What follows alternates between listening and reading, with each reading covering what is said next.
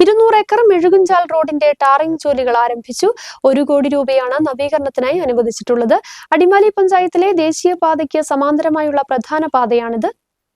Machiplavu flat junction മുതലാണ് tarring ആരംഭിച്ചിരിക്കുന്നത്. 1 കോടി രൂപയാണ് വികസനത്തിനായി അനുവദിച്ചിട്ടുള്ളത്. അറ്റകുറ്റപ്പണികൾ പൂർത്തിയാക്കുന്നതോടെ പാത ഗതാഗത യോഗ്യമാകും. അടിമാലി പഞ്ചായത്തിലെ ദേശീയപാതയ്ക്ക് സമാന്തരമായുള്ള പ്രധാന പാതയാണ് ഇത്.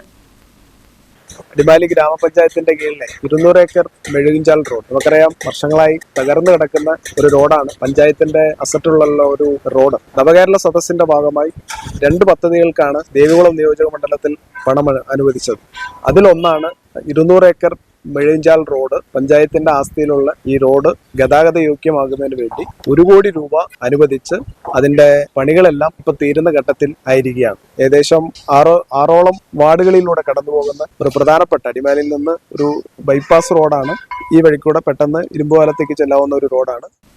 റോഡ് പൊട്ടിപ്പൊളിഞ്ഞ് സഞ്ചാരയോഗ്യമല്ലാതായിട്ട് നാളുകളായെങ്കിലും UDF ഭരിക്കുന്ന ഗ്രാമ ബ്ലോക്ക് പഞ്ചായത്തുകൾ പാത നന്നാക്കുന്നതിനുള്ള യാതൊരു നടപടിയും സ്വീകരിച്ചിരുന്നില്ല. പാതയുടെ ഉടമസ്ഥാവകാശത്തെ ചൊല്ലി ഭരണസമിതികൾ അങ്ങോട്ടും ഇങ്ങോട്ടും തട്ടിയതല്ലാതെ ഫണ്ട് അനുവദിക്കാനും തയ്യാറായില്ല. ഈ ഘട്ടത്തിലാണ് അഡ്വക്കേറ്റ് A. രാജ MLA റോഡിന്റെ അറ്റകുറ്റപ്പണികൾക്കായി ഇടപെട്ടത്. News bureau, Adimali.